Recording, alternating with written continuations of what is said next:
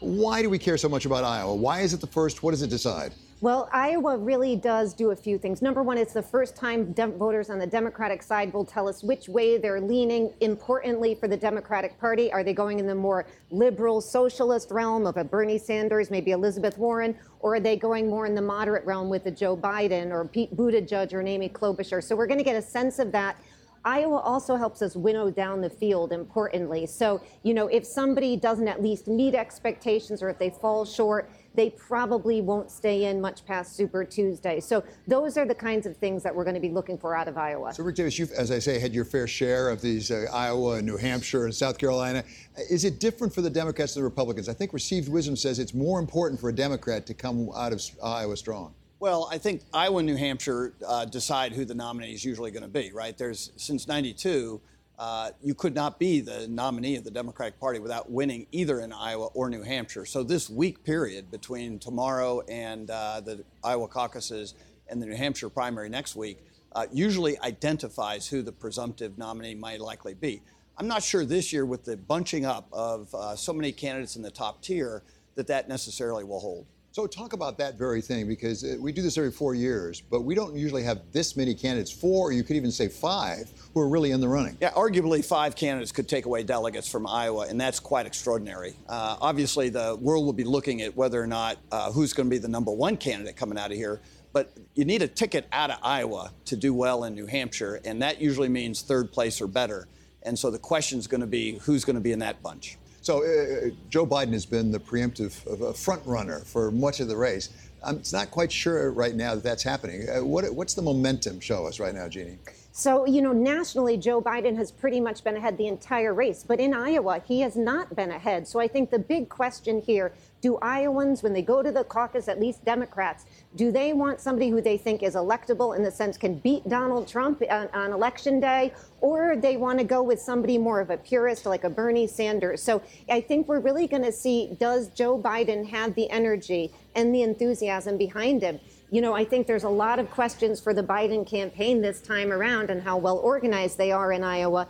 I want to see, can they at least come in second here, if not maybe third? But I think that's even pushing it. Rick, why hasn't Joe Biden wrapped it up by now? I mean, he was the vice president of the United States. He was in the Senate forever. He's got a distinguished record. And here we have somebody who's a self-described socialist who's actually vying for it. How can that be? How can Bernie Sanders be doing this well? Well, this is the first shot out of the block. So no one's going to wrap it up before the first vote's taken. And Joe Biden's had his issues, right? I mean, he came out probably arguably a little slow and wasn't able to build a good grassroots organization here in Iowa. And in addition to popularity, organization is a very important aspect of this.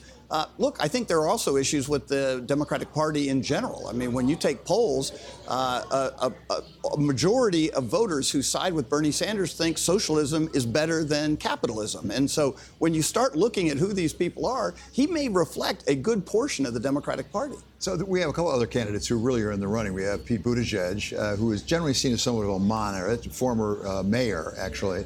And we also have Elizabeth Warren, another senator who's more seen in the progressive wing. What are their chances here, do you think, Jeannie? I think Mayor Pete Buttigieg has really been an exciting story this time around. He is young. He's the first openly gay, potential nominee of the Democratic Party. He's sort of come out of nowhere as small-town mayor and really made a name for himself. But I think both he and Amy Klobuchar in particular have an awful lot at stake in this state. They've got to do well, and I think Mayor Pete in particular has put a lot of energy here. And of course, Elizabeth Warren, she's sort of vying between,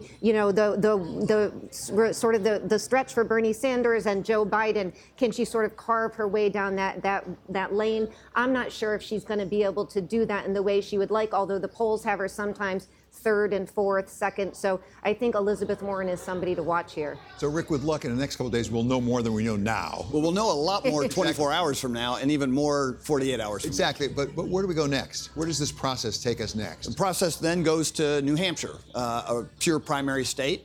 Again, a small state where candidates have had to go there and do retail politics. In other words, it's not driven by just media and the internet. And so this is an area where we're going to see a new test, and that is popularity and turnout for grassroots organizing. And so we'll see whether or not the winner of Iowa can maintain their momentum going into New Hampshire, which is usually worth a couple of percentage points, and capture a double win. If not, it opens up the process to later primaries. And is this really a set of preliminaries, even going beyond New Hampshire, South Carolina, Las Vegas, Nevada, and places like that? It's a Super Tuesday.